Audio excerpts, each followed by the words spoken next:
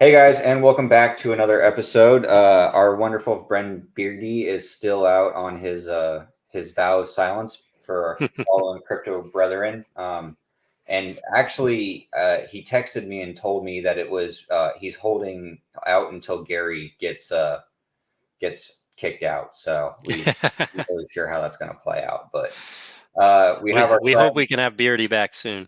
right? I miss his face. It was Yeah, weird. me too. All right. So back though, we do have Endless Grind with us. So welcome back, Hello. buddy. Always fun Thank to you. be chatting with you. So today we're gonna be talking about altcoins. That was kind of what the group wanted us to discuss. And then you've got that poll up there for your Twitter. So why don't you go Yeah. ahead and take it away, buddy. Yeah, sure. So yeah, we had a poll about like what did people want to see us talk about, and of the choices, altcoin news slash discussion was the one that won. So then we also put out this secondary poll, like now that we know that that episode won and or that topic won, and you wanted an episode on it, tell us about what alts you'd like to be hear more about. And Solana won with a very dominating lead, which I was a little surprised about. But then when I was thinking about it more, it makes sense because a lot of my followers also come from James's channel at Invest Answers. So, and he's obviously a big Solana bull, so it made sense when you think about it that way. Maybe the results are a little skewed here because I'm not like big enough to capture a wider audience in crypto. But yeah, so people wanted to talk about Solana, Cardano, and then we had some like honorable mentions down here. People were talking about Phantom, Atom, Phantom. So a lot of requests there. There's Beardy not being quiet, being a little prankster. Pepe, Right. please. I mean, um, yeah, Pepe, everyone should sell everything and YOLO into that. That's definitely the move, right? That's how that works. oh yeah, oh yeah. Just kidding. Do not do that under any circumstances, people. Do not do that. So yeah, so we kind of took we took a lot of like those layer ones that people were asking about, and we're going to have a little bit of an episode today where we talk about altcoins and in the market, and how a lot of these how a lot of these layer ones rank up against each other. Sweet. Well, that sounds awesome. I can't wait. So, before we hop in, I thought I'd give some terms, just that to some definitions of terms that we may be talking about, or people, the audience may hear and just not know. So, I thought we would do that. So, what we're going to go over, the first one is dApps. So, Hmm. it's decentralized application, also known as dApps or dApps. Uh, are digital applications that run on a blockchain network of computers instead of relying on single computers. dApps are free from control and interference of a single authority. The benefits of dApps include the safeguarding of user privacy, the lack of censorship, and flexibility in development. Potential drawbacks include inability to scale, changes in developing a user interface, and difficulties in making code modifications. The next one is smart contract is a computer program or a transaction protocol that is intended to automatically execute, control, or document events and actions according to the terms of the contract or an agreement. The next one we got is going to be blockchain. It's going to be a digital database containing information such as records of financial transactions that can be simultaneously used and shared with a large decentralized publicly addressable network. Web3 is an idea for a new iteration of the World Wide Web, which incorporates concepts such as decentralization, blockchain technology, and token based economics. NFTs are non fungible tokens, transactions per second, TPS, POS versus POW, proof of stake versus proof of work. I think we'll probably have an episode on that at some point, but Hmm. um, proof of work is the original crypto consensus mechanism first used by Bitcoin. Proof of work and mining are closely related items. The reason it's called proof of work is because the network requires huge amount of processing power. Proof of work blockchains are secured and verified by virtual miners around the world, racing to be the first to solve the math problem. POS, proof of stake, validators are chosen based on a set of rules depending on how they stake they have in the blockchain, meaning how much of that token they commit to locking up and have a chance to choose as a validator. In either case, cryptocurrencies are designed to be decentralized and distributed, which means transactions are visible and verified by computers worldwide. DeFi, digital finance, DEX versus SEX, digital exchange versus centralized exchange. And this last one is the most important I thought about, which is the Nakamoto coefficient, because we will be talking about that today. The Nakamoto coefficient represents the number of validators, nodes, that would have to conclude together to successfully slow down or block any respective blockchain from functioning properly. The higher the Nakamoto coefficient relative to the total number of validators, the lower risk of conclusion disrupting a blockchain collusion. So I thought that was kind of cool, or we should probably talk about that just because you always hear some of these words and you just like, yes, I know what that word means from like that scene from Good Burger. I know some of these words, like that's kind of how I felt when I first got into it, because hadn't seen anyone do that. So I thought that'd be kind of cool to do. No, I think it's good. So first question we got, why do you think Solana was a dominant winner in our poll? We kind of went over that already. What about the project excites you and or worries you? Yeah. So the reason why I got into Solana is because I am looking for, like what is going to be the next like big smart contract platform? What is going to be the smart contract platform that pulls away that part of the market from Ethereum? And so after looking into a lot of these different chains like Cardano, um, Algorand, Phantom, Avalanche, so on and so forth. That is the chain that I settled on for a number of reasons, but it's a combination of things that we'll go over in a later part of the episode with like a table that I constructed in Excel. That kind of demonstrates that when you're looking at all these different aspects of a token and how they kind of rank, and then if you add those all up together, you can kind of get a feel for what token is constructed in a way that feels like it's checking off more of the boxes than another token. So for me, Solana's like low inflation rate, the vesting schedule already being completed, the total supply currently being in millions of tokens, not billions of tokens. The most decentralized quote unquote centralization is how I'm going to put it, because I understand that it is a centralized coin, but out of a lot of the centralized layer ones, it is the most decentralized by some of the not only looking at the number of validators, but also in some aspects of the Nakamoto coefficient, as you brought up, Joe. And then it has high transaction speed, which I think is going to be one of the key aspects of a layer two that starts to take market share away from Ethereum is going to need. They're going to need that scalability, and they're going to need that speed to be able to process transactions. And that kind of goes into our second question that we're going to talk about today as well, regarding like fees and whatnot. But all of those aspects, plus, they have a really solid team behind them, and having a very short unlock window of that 2 days or 48 hours to unlock your tokens from staking, it gives you a lot of mobility as compared to some of the other coins. So like a lot of those aspects that I brought up are going to be categories that I rank a lot of the different projects that I explore against. And I think that in the long run, after Ethereum, Solana, does the best job across those categories. So that's the reason why I chose Solana as like being the largest part of my bag behind Bitcoin and Ethereum. What excites me about Solana? I like the idea that they're trying to get into the smartphone by launching this phone. This I think it's called Saga, right?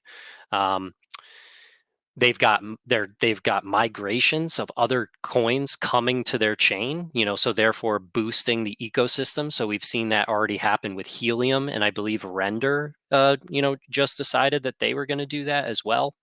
Um, Anatoly Yakovenko came out and said that they have 3.5 years of budgeted like costs set aside and ready to go so that they can make it through this bear market, because they've already been through a previous bear market and they didn't want to be put in that position again. So, thoughtful planning and, thinking long term. And I'm a long term investor, so I like it when founders are kind of showing that they're being conservative and thinking about that long term. Um, and then very recently, so like this hasn't even been confirmed, like really confirmed yet, or like alluded to exactly how it's going to happen, but one of the developers on Solana for like a wormhole is trying to do something with Solana and a wormhole to Bitcoin, and that can potentially uh, make transactions a lot less crowded, a lot less expensive if something like that was to occur. So those are the things that excite me. What are the things that worry me about Solana? Unfortunately, we've got the bad taste in our mouth with him, or with Solana being connected to Sam Bankman-Fried, because FTX was a big, and Alameda Research was a big proponent of like pushing up the price on that and supporting the chain when we all liked Sam Bankman-Fried. Unfortunately, we don't care for him anymore. Um, and then the other thing that worries me is like they're still in the beta status. I would like them to get out of beta. I would like them to stop having crashes. Um, but to be fair to them, Ethereum had a lot of crashes at the beginning too when it was young, and Solana is still young. So we got to give it time. But those are definitely things that worry me, because if they can't figure those things out, it could become problematic.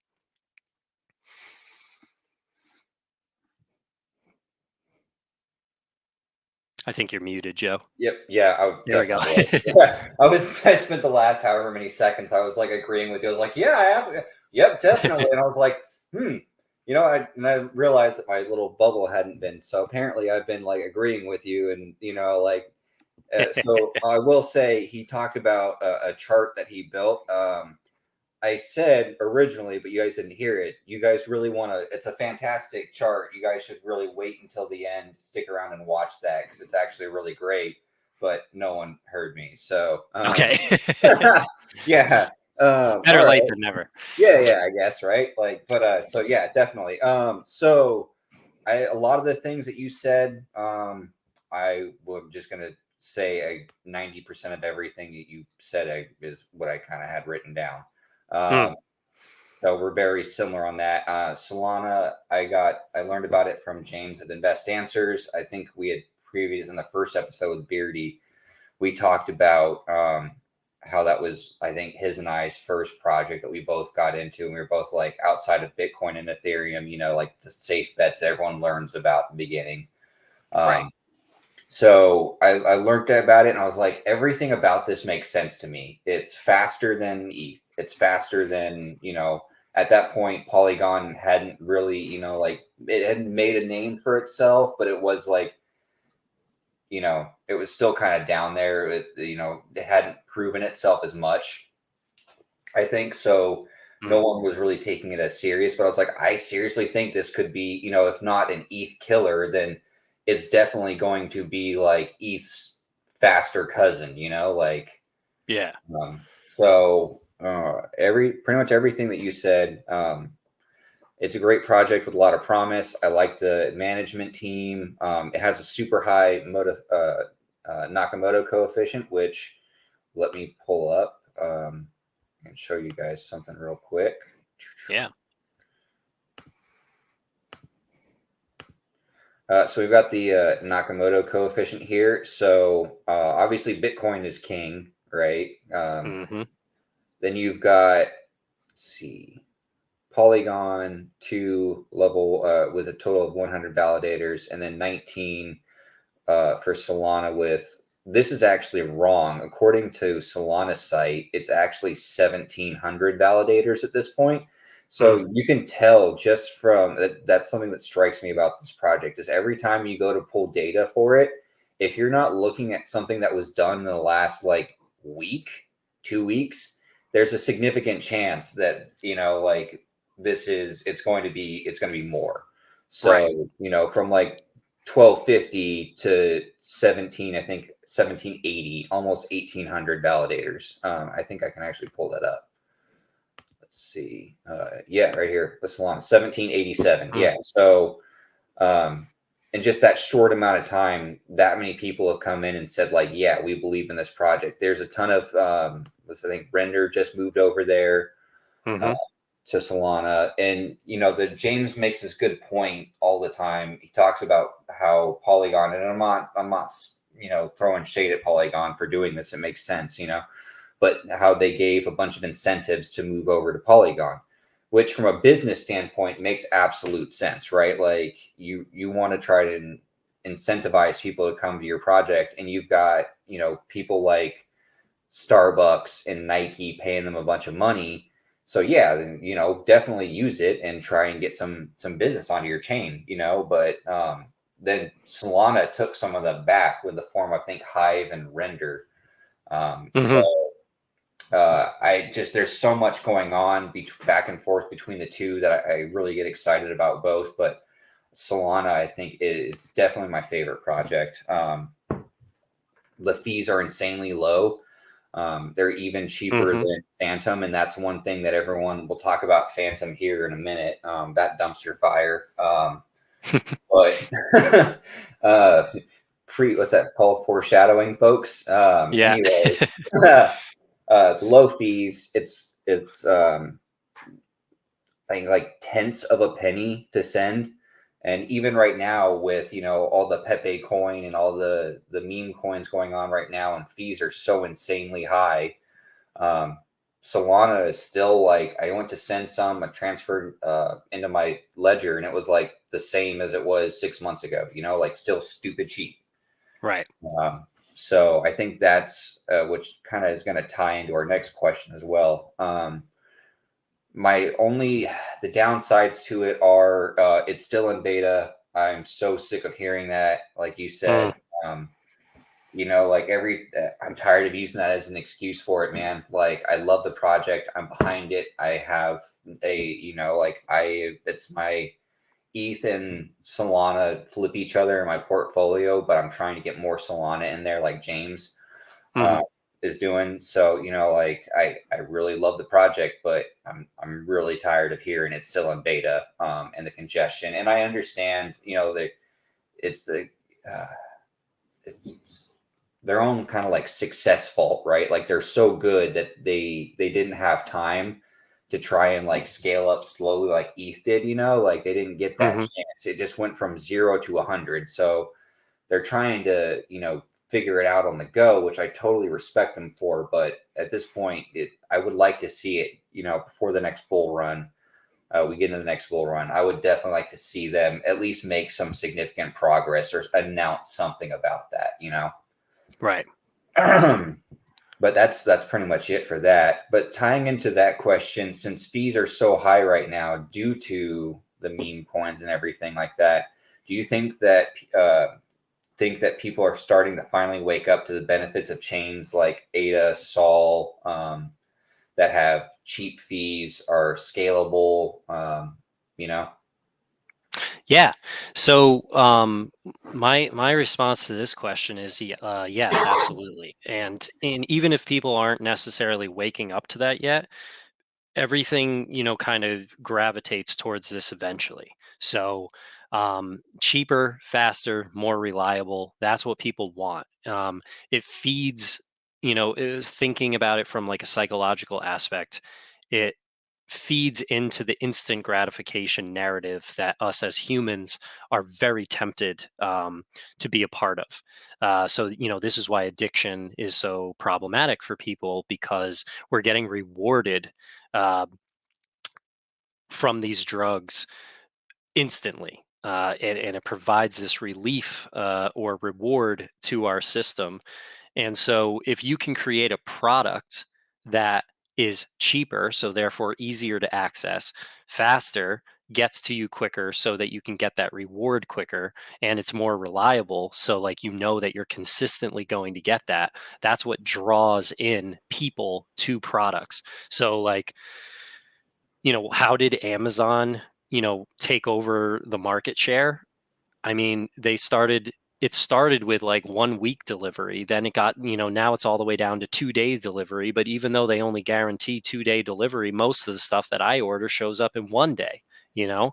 So Yeah. like, if you create a product that's reliable, cheaper, and faster, and now you don't, at the beginning you used to have to pay shipping on everything, then they offered Prime, so you just had like a flat yearly rate and they took care of the shipping, like, so people gravitate towards these things. But it took 20 years for Amazon to do that. So it's going to be the same thing with this stuff too. People are going to become comfortable with like Bitcoin or Ethereum because it's bigger and it doesn't fluctuate as much. But then as they start using it more and more, rather than just like speculating on assets or whatever, they're going to say, well, the utility of this is kind of frustrating. These fees are frustrating. And then they'll hear about, chains that are cheaper, and they'll see how easy it is to use. And that's what I really like about Solana specifically, is like, if everything goes the way that they want to go, and they implement this smartphone with Solana, and everything is just like easy to go, you're going to get like a whole market of people who buy a phone and use crypto right from that phone, and the integration with Solana being super easy, super fast, super cheap. Yeah, I mean, it just seems to me like a no-brainer, but it's going to be a while until um, we see that play out. So right now we might sound like, hopeful thinkers or wishful thinkers, but fingers crossed, 5-10 years from now, that's kind of exactly what played out. It just takes a long time for humans to get on board with these things. Yeah. I think that it's going to be a lot faster with crypto because we have so much going on. Like this next generation is growing up with like doing Apple Pay. Like I still don't know how to use Apple Pay, but like there's going to be the point where you have it from your phone, like your Solana phone, and you can transfer money in like seconds reliably from your phone. Then why wouldn't you? Mm-hmm. Um, I again pretty much agree with everything you just said. I would say like for a while there we kind of got used to some cheap ETH fees. Like it wasn't so bad during this bear market, and then I went to go transfer some ETH into my storage or my cold storage, and it was going to cost me more money to transfer uh, my ETH to my cold storage than I was transferring. And I was like, I Mm. remember why I don't like ETH. Like, Yeah. I love it, but I remember why I like Solana so much. Like, this just made everything like and at that moment, I was like, this is what makes Solana worth it and makes me worth dealing with every couple of months having a slow down or a downage for a couple of hours. Like, Right. not having to pay $150 to move $100 worth of ETH, like Right. that's what that's really what it gets me excited about everything about, like you said, Solana and the phone. I was actually looking at potentially ordering one of those the other day. Nice. Yeah. If you do, we'll have to do an episode just on that where you can Yeah, like show definitely. it off and walk us through it. I have an iPhone, and honestly, I don't use anything that I need an iPhone for. And I was like, well, I may as well give that a shot. That'd be kind of cool. Yeah. But yeah, I'll keep you guys updated on that. So number three, why do you think so many, and maybe it's not so many people, I've seen this comparison. Why do you think people compare Polygon and Solana, given that one is a layer one and one is a layer two?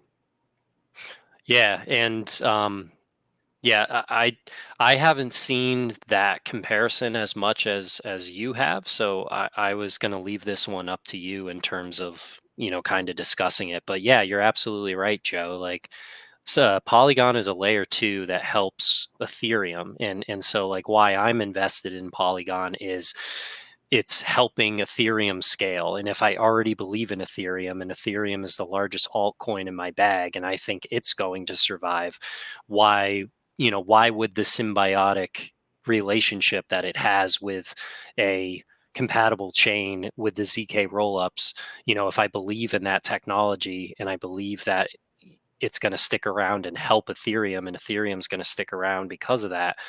You know, it might not do as well as Ethereum, which is why Ethereum's a larger portion of my portfolio, but it has that symbiotic relationship. So I think it's going to stick around and help out. Solana is an entirely different layer one chain, so it's competing with Ethereum, but Ethereum is always going to have a competitor, just like Apple's always going to have a competitor, just like Microsoft's always going to have a competitor, just like Amazon's always going to have a competitor.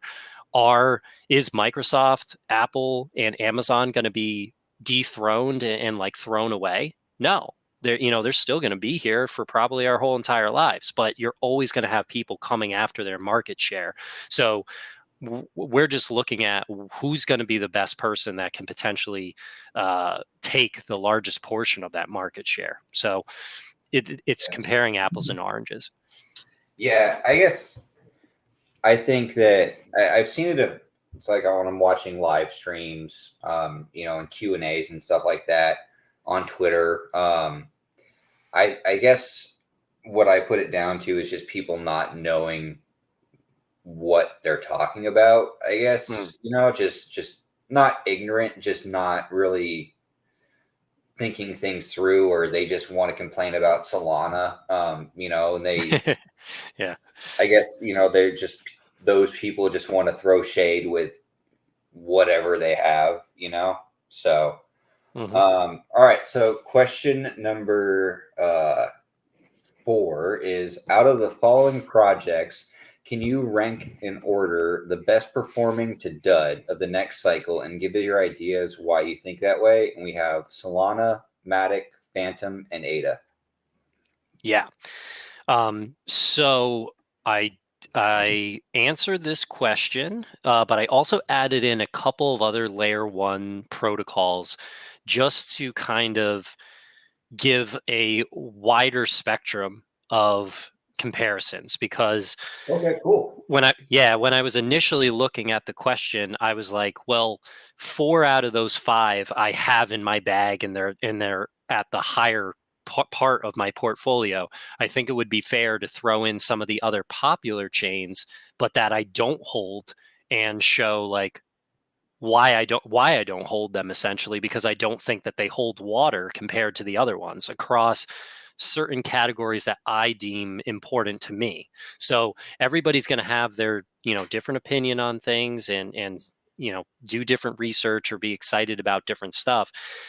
If I say something about a chain that somebody is like excited about or invested in or whatnot, it's not that I don't, just because I'm not invested in a chain, or if I don't think a chain is as good as one that I hold, it doesn't mean that I don't think that that chain is going to go up in value. I think pretty much all the chains that we talk about today are going to increase in value in the next bull run. You will see profits gained from, purchasing maybe at these levels or lower, and wherever they end in the bull run. But the question is, from the bottom to the top, who's going to have a larger percentage gain?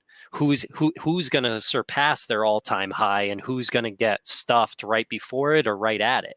And so when you're looking at the factors that I'm going to talk about today with you, that's the reason why these things are ranked. And I came up with some visualizations to try to like help with that, because I know some people are visual learners and they might need that like image to be able to help them see what I see, and conceptualize it in that way. But by all means, this is just, like my opinion in some of the ways that I view things. It's not like an end all be all. And of course, I could be wrong about some of these aspects, but this is some of the methodology behind why I choose what I choose.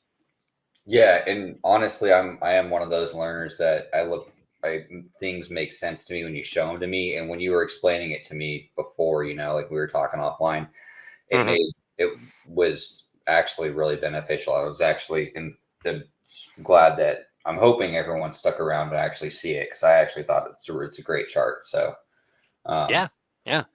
So yeah, let's pull it up here. yeah, go ahead and yep.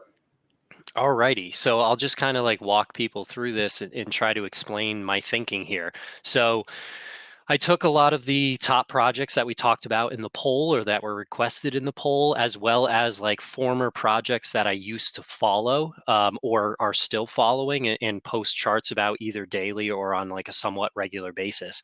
And so, like, these are the layer ones minus Polygon, which is a layer two, that I wanted to put in here. So there are, what's the 1, 2, 3, 4, 5, 6, 7, 8, 9. So there are 9 different projects that we're going to compare today. And then I just have this like general like color scale here. So and the higher the score, the better. So the top, I'm going to go through like these different categories. The best one is going to get labeled as like a 9. The lowest one's going to get labeled as a 1. And then if you came up with the total and you came up with the average and then weighted them on that same color scale, you kind of get to see where these assets fall. Um, and obviously, the total and the average is just based on if all these categories were weighed evenly, which I know is not, the case. Some of these factors are way more important than other factors, but this is just a very simple representation to kind of demonstrate, at least for me, to my audience, why I hold the assets that I hold versus the ones that I don't. So the first category here, Joe, is the web ranking. So, like, I use uh, live live coin watch instead of CoinGecko or Coin Market Cap, but these are all pretty much the same in terms of the order of their rank. The number just might be slightly different, but I ordered them initially here from the highest rank to the lowest rank. So you can see that all the coins that we're going to talk about today are in the top 50, which is a good place to start because honestly, I usually don't look at anything outside of the top 100. There's like over 22,000 coins out there now. 99% of them are going to go to zero eventually. You don't want to dabble in something that isn't even close to the top of the list. But then you also have to pay attention to the tokenomics because, like, Dogecoin and Shiba Inu, they're up at the top just because there's so many coins that it makes their market cap so large. But that actually like shows you how like diluted they'll be because they're a fraction of a fraction of a fraction of a penny per each coin, but you've got like 1 quadrillion of them. So that's why when you add them all up, it looks like, oh, it's super popular, but it's, you have to look at the actual tokenomics to get an idea of what you're actually dealing with. You So know, I yeah, almost wish that someone would come up with a chart for all the top, top 100 that didn't have the meme coins, the shit coins, the like stable coins. yeah, Yeah, like because if you look at it, there's a bunch of stuff that's in the top 10. I'm like that this shouldn't be here. The fact that yeah. USDT is relevant in like that search, I'm like, yes, okay, I understand like by market cap, but it's a stable coin. Make its own like little category for stable coins. Yeah, yeah, exactly. And I think CoinGecko does have like you can check off like categories and stuff just to have Oh, like really? certain categories listed. Yeah. It's a little you have to kind of like dive into the website a little bit and get used to the search tools, but there is a way to kind of separate things out by category so that you can see some of those rankings that way. Huh. Well, I stand corrected then. Nowhere, but again, it's not the default. So, most people are not going to be diving into those nuances. So, Okay. Okay. um, but yeah, so that's the first category, just ranking them in order of where they rank by market cap. The second category is an aspect of the tokenomics that I find very important, and I think a lot of people should find important because of the inflation debate that's going on in the world in the macroeconomic space right now. So if everybody's worried about inflation and we're seeing all these other countries deal with inflation and the US is trying to fight inflation and it's the highest inflation that we've had since the 70s and all that jazz, why would you want to take on an asset that also has high inflation? The whole purpose of having these types of assets is to uh, outpace and hedge against uh, uh, inflationary assets like the fiat world that we're dealing with and the debasement of our currencies. So these are the inflation rates that I found for these different tokens. And again, I ranked them in order by this scale, and it's just based off of the number. There's no bias here. Um, there's no subjectivity here. This is just completely based on the numbers, putting them in order. So Ethereum is at the top, as well as Cardano very close there, and then like at the bottom end you've got Algorand and Avalanche, just to kind of highlight that. Moving on to the next category, we have percentage from the all-time high.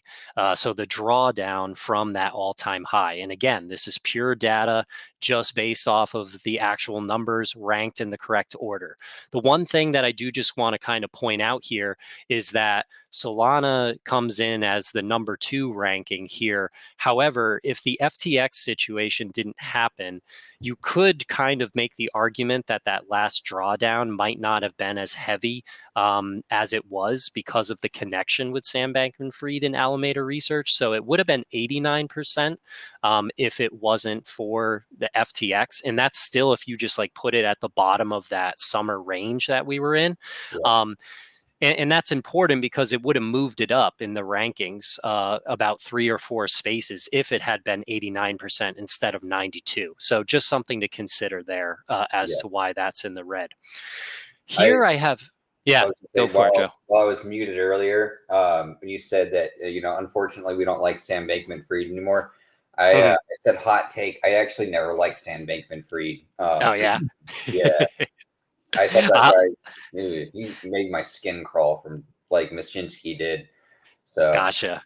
yeah, Well, maybe your intuition was, picking up on something that some of us other people didn't. Because I'll be honest with you, I thought he was good at the beginning, but I think I think his narcissism did exactly what it was supposed to do. So narcissists, they like to use charisma and power to manipulate people. And I think what tricked me was the fact that he was attacking regulators and going into Washington and like fighting for the crypto industry.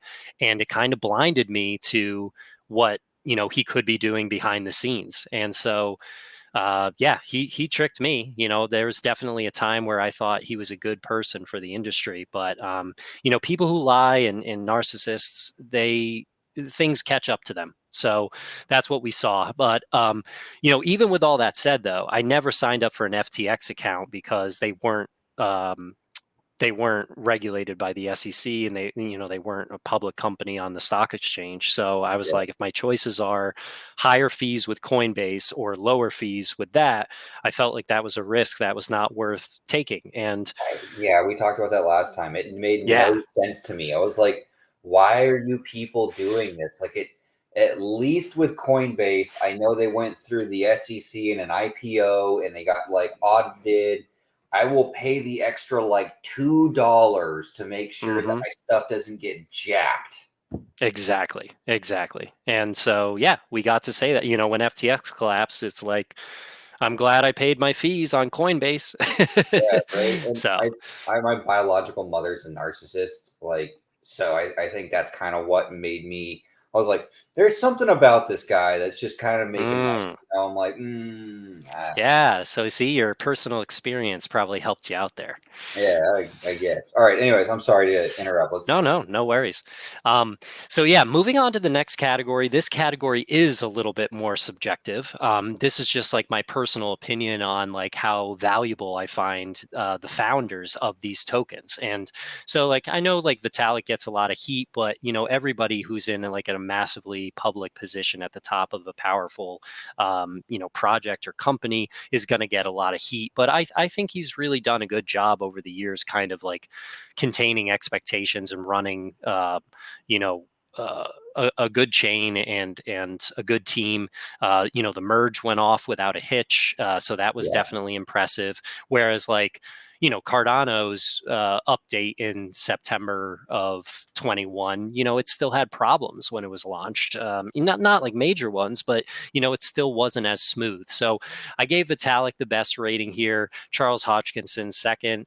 Anatoly Yakovenko third.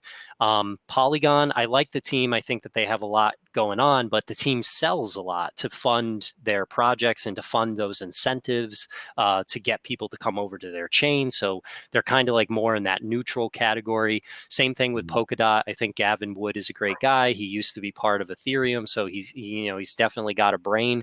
But I just don't hear as much about him as other people. Then these are the Now, categories that I think are like more important to discuss. Yeah. Were you going to say something, Joe? yeah, I was gonna say with Polkadot, didn't he leave and then come back at one point, or was that someone else? You That's ringing a bell, but I can't say for sure. Okay, I thought it was Polkadot, but I remember everyone was super excited because he Oh was no, coming I know what back. you're talking. I think that was maybe Thor chain. Was it? Okay, all right, never mind. Yeah, it was something else, but I know what you're talking about. There was a I coin. anyways, regardless, I've heard decent things about the guy from Polkadot. I haven't heard a whole lot of bad things, so I'll throw that out there. Yeah. Um, so then Avalanche I rated as the lowest here because they've been caught hiring people to attack other coins. I think it was like legally in some ways, or like or no, not legally. It was like marketing, like purposely negative marketing, like targeting other chains. I don't like that type of behavior. You shouldn't have to attack somebody else in order to sell your products. Your product should sell itself. So I think that that's a red flag. And then they've also hid a lot of data. They used to have inflationary charts on their website, and they pulled those down after the inflation debate started becoming really heated in the U.S. So they've essentially like hidden the fact that they're one of the most inflationary tokens out there right now. And as you can see, again, if we go back over to that category, they're second from the bottom, just right behind Algorand. So that's I why I gave remember, them that. yeah, Hmm. I remember James, I think from Invest Answers, actually made a an entire episode about Yeah. Avalanche and that and how they were fudging numbers and stuff like that, and then the Hmm. founder came out and like attacked him on Twitter, and he was like, "Okay, come on my show and tell me how I'm wrong," and he just Right. backed out. Yeah. And then not too long later, he ended up getting his YouTube channel taken down for a day because someone DDoS attacked him or whatever. They filed a Right. bunch of complaints, and it was oddly, I think, right around that time. But not that that Yeah. plays into to anything, right? Yeah, you never know.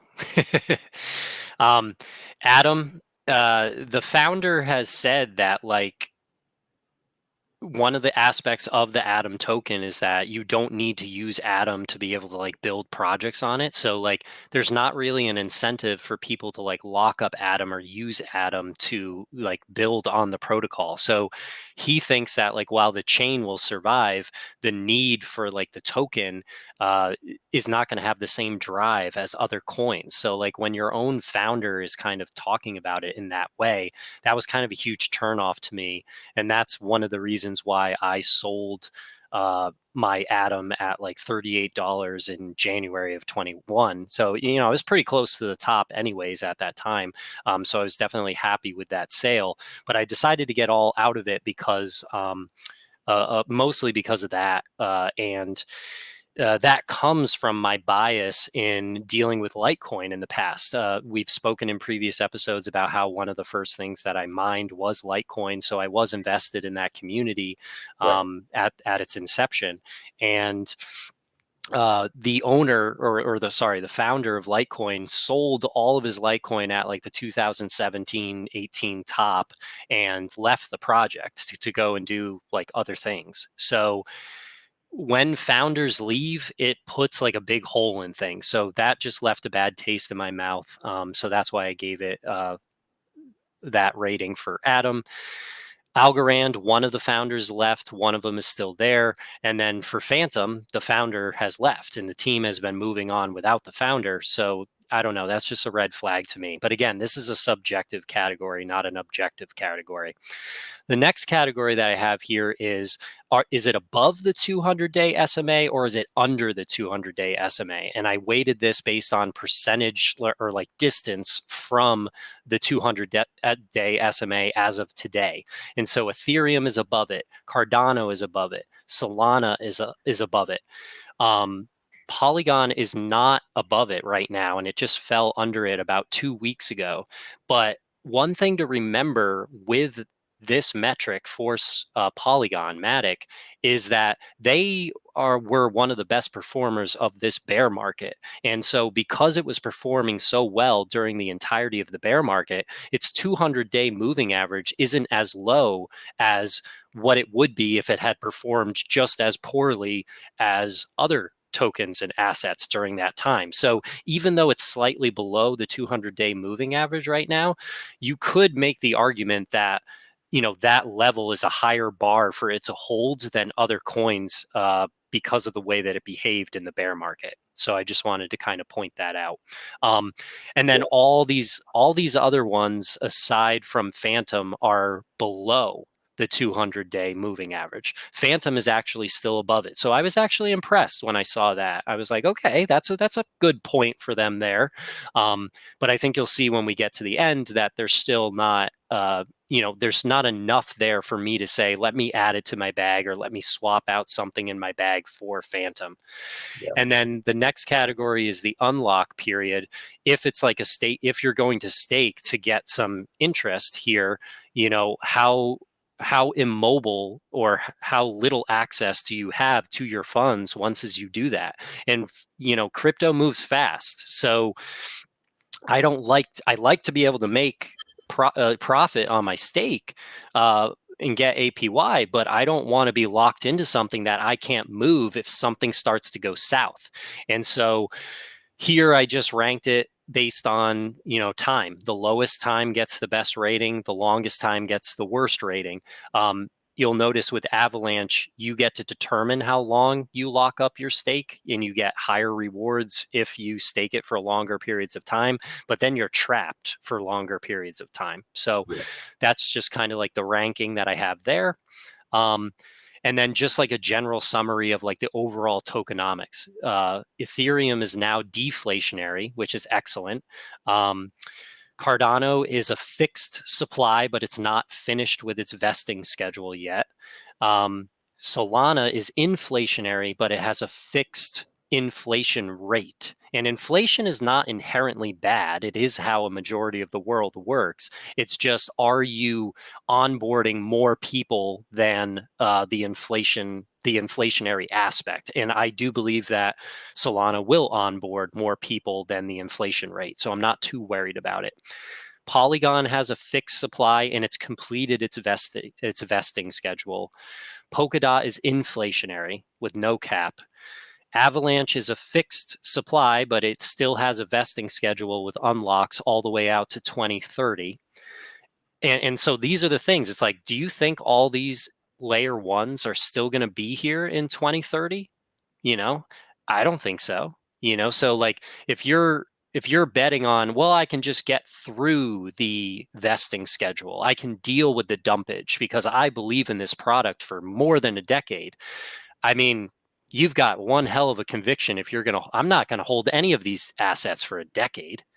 I'm gonna sell a lot of these assets for profit and rotate them into Bitcoin at the top of the next bull market. Yeah, So I'm not absolutely. thinking about 2030. Um, Atom is inflationary, and like I said, the founders talking about how, like, there's not going to necessarily be a demand for Atom as things go forward because it's not required as a part of the projects when you're putting something onto the chain. So if it's inflationary and it just keeps going and you don't need to have it to use it, I just think that that's going to be a constant drag on it. Algorand has a fixed supply. I know that they had an accelerated vesting schedule in 2021, 2022. Um, Guys, all that did was move up a bunch of dumpage on you. It unlocked a bunch of tokens that is being dumped on you now, which is why you're seeing the price is so low Yeah, compared to other layer ones. So yes, they got more of the vesting schedule out of the way, but now your price is back to where it was at the beginning of all this because they did that. So again, it's a fixed supply, but it has a vesting schedule still, even though they moved it up and accelerated it and got a lot of the coins out of the way. You're still going to have dumpage until 2030. It's not going to be as much, but it's still going to be dumpage. And then last but not least, Phantom has a fixed supply and it is completed its vesting schedule. So that was another positive for Phantom as well. So again, I took these 7 categories. I assigned each of these colors a number. I added up the totals. I divided it by 7. That gets your average. And, here's your average numbers. Here's my portfolio percentage based on these coins. Now, if this looks like a bit of an eye chart to you and you're confused about it and you're like, whoa, there's a lot going on, even though you just went through and explained it, let me try to clear this up a little bit for you with this simple little trick. Mostly green in the top, mostly red in the bottom. yeah, So I don't know how much more clear I can make it than that. Like, why am I invested in these coins at the top and why do they hold the percentages that they hold for me? That's the reason, guys. When yeah. I look at these aspects that are important to me, that's how it gets separated out. So I just think that that's a good way to kind of look at it. Do you have any questions about that, Joe, before we go into the charts? No, I think that's actually a great chart. The way you explained it makes perfect sense to me. I think it's good to show people, and maybe we can do this for when we start getting more into the bull run of like the top, like 20. Maybe I can help you with that, but we can get Hmm. that going so we can show like the people coming into the market, like how this works, because this is makes a lot of sense and it shows people like why you want to make sure you're doing your research and what you're looking in, you're getting your money into. Because if you had bought Algorand or Phantom or Atom, at the top of the bull run, you're not very happy right now, like, Right. and if someone had come in and said, hey guys, like, this is what, you should look at, I think that would have, saved a bunch of people a lot of heartache. That's just Hmm. hurt. So I got nothing else on that one, buddy. Yeah. All right. So let me pull that down. And now let's go over and take a look at all those same assets, but in the weekly chart form. And so each one of these weekly charts is going to be from, assuming that it has the data to go back to it. Some of them don't go back all the way to March of 2020, but basically, I want us to look at all of those layer one plus the Matic layer two against each other using the same TA metrics from March, the pandemic Black Swan event, capitulation event, to current day. So, why is Ethereum the strongest? Ethereum is above the bull market support band. It is above the 50-week SMA, which is the teal line. It is above the 200-week SMA, which is the purple line. It is above the point of control on the volume profiler for this range. So it's above all those key metrics that tell me that there's strength in this asset. Let's go down to Cardano.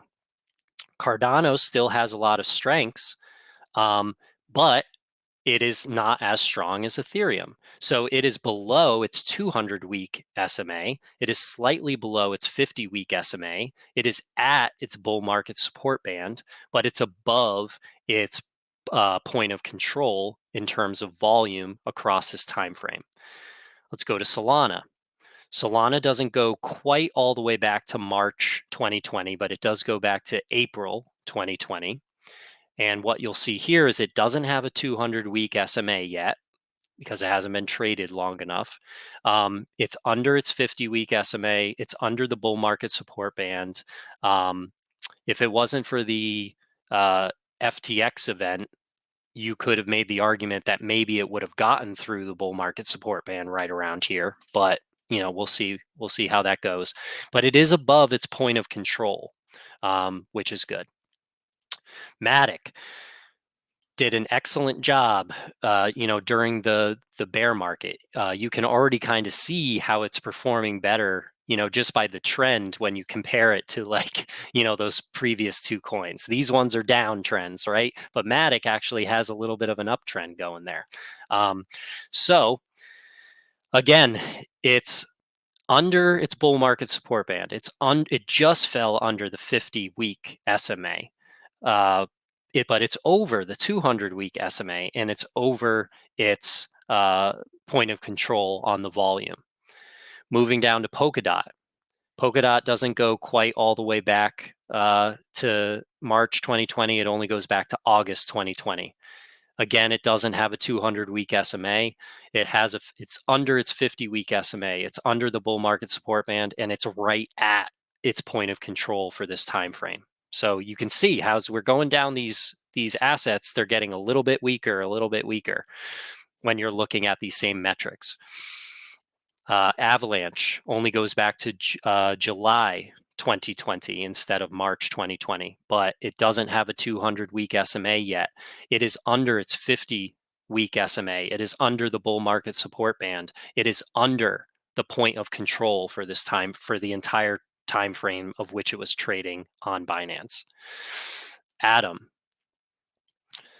slightly under the 200-week SMA, the bull market support band, and it's at the 50-week SMA, and it's at the point of control. So it's fluctuating right on the edge there. We don't want it to drop down. If it drops down from here, things could get shaky again. So hopefully we can reclaim this and then ride on top of it until Bitcoin's ready to go. That's what I would hope for if I was still holding Atom. Now here's Algorand, and this is why I know I probably bashed them a little bit too harshly, but there's just so many good charts that show why would you have Algorand when you believe in Ethereum, because Ethereum performs better, the Ethereum algo evaluation performs better. It's just in a downtrend. It bleeds, as Ben Cowan would say, against Ethereum. So why do you hold this? There's nothing good about this project as far as right. Yeah, so look at this. It's it's under its 200-week SMA. It's under its 50-week SMA. It's under the bull market support band. It's under the point of control for the entire time frame. Its current price action is right where it was, essentially, in the March 2020 capitulation. So when you put money into Bitcoin at the March 2020 capitulation, you're up hundreds of %. When you put money into Algorand at the beginning of the March 2020 capitulation, you're right back where you started if you didn't sell at the top. So if that doesn't tell you that this asset is suffering from the inflationary aspects, the accelerated vesting schedule, all that stuff that I was talking about on the table, I don't know what does. And yeah, just to kind of drive the point home, I'll go back over here. Here's the Algorand Ethereum evaluation. So what this is showing is that if you if you owned Ethereum, why would you own Algorand? Because all it does is bleed against Ethereum. It would be better for you to just have anything that you had in Algorand in Ethereum, and you would have done better holding it. So that's just another thing that I kind of like to throw in there for people too. And then last but not least, Phantom. So I do Well, appreciate the community talking about Phantom because it's kind of like a mixed bag, like it just kind of went under last month, the 200-week SMA. It just slipped under its bull market support band. It's trying to hold the 50-week SMA. It is above the point of control.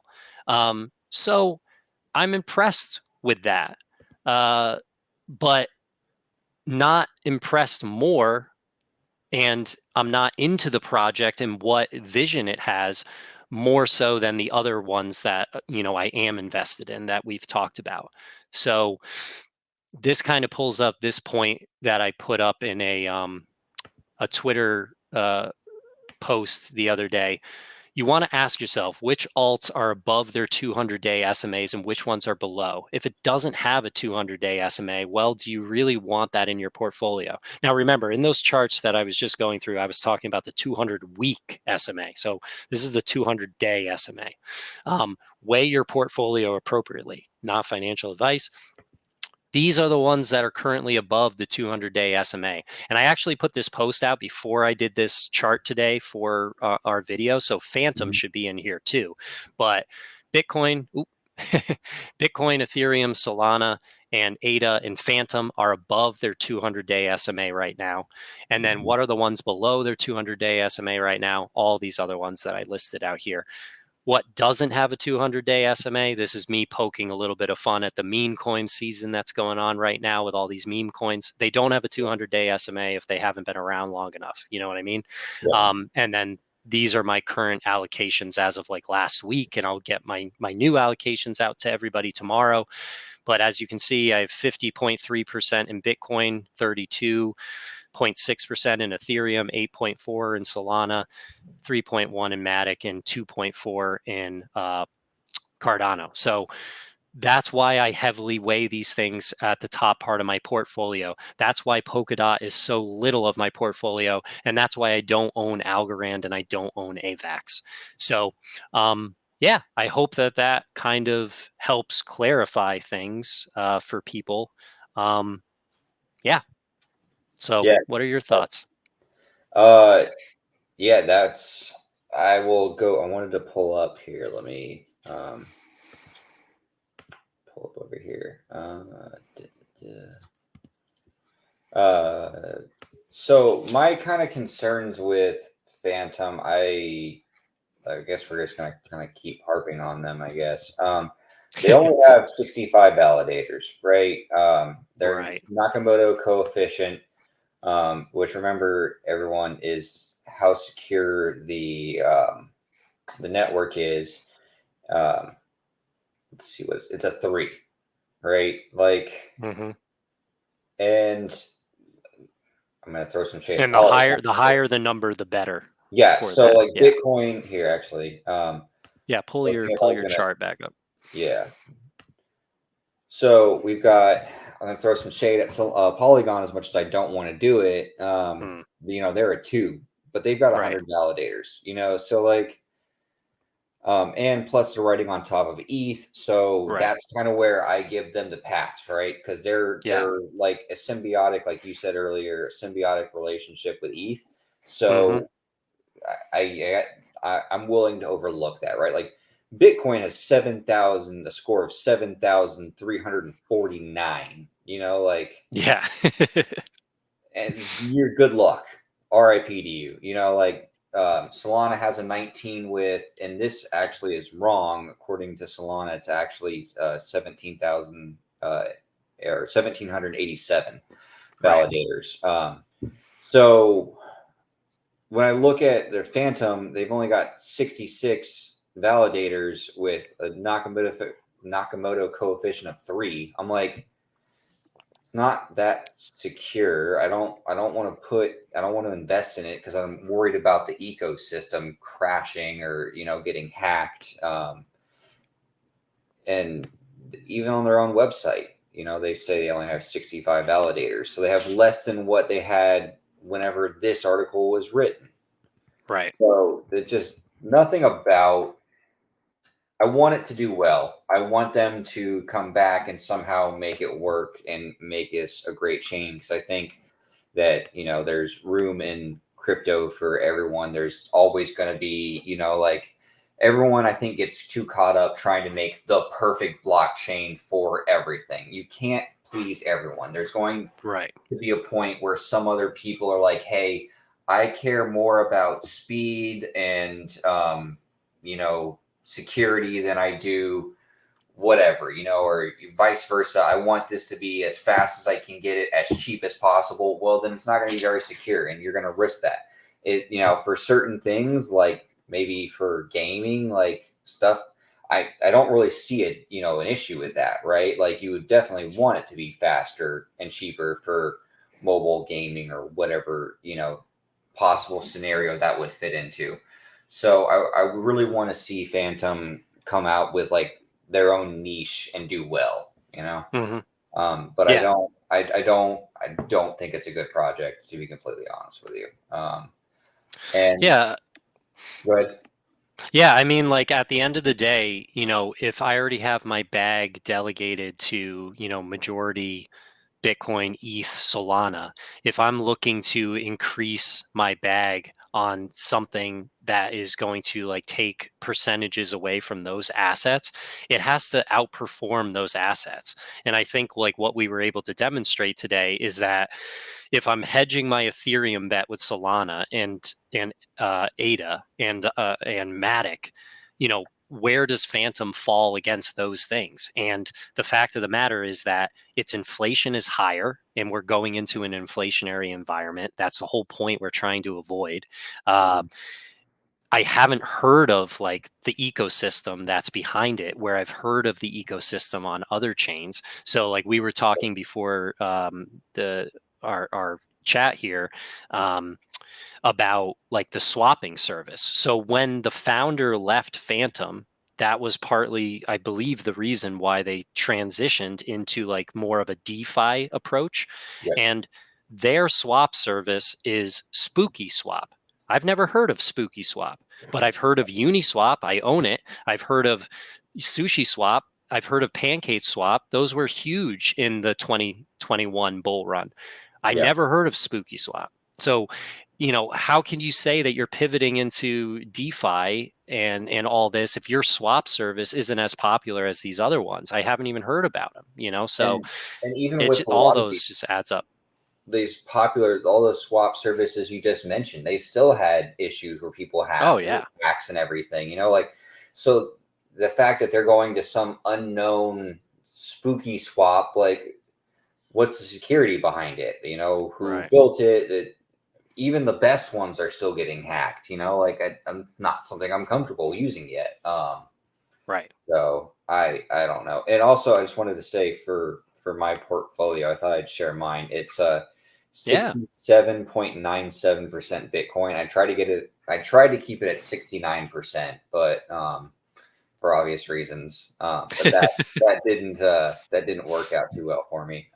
Okay. 13.87% is Ethereum, and then Solana is 13.31, and then I have 4.5 or 4.75% is Graph, Okay. and that's it. Yeah. Oh, I have no, I've got 0.06% in Gala as well. Okay. So I don't I'm kind of, I guess, more like a maximalist, I think, for Bitcoin, but I really, the two projects, ETH and Solana, I really do believe in. I did have Polygon, but I actually switched it into Bitcoin um, Gotcha. because it just made sense for me to do. My cost base on it was so cheap, and Bitcoin, I was like, I'm gonna get more for this with going into Bitcoin right now, and I wanted to up my Bitcoin percentage. So Yeah, that was probably the right play for you. So that was Yeah, a smart move, Joe. thank you. I Yeah.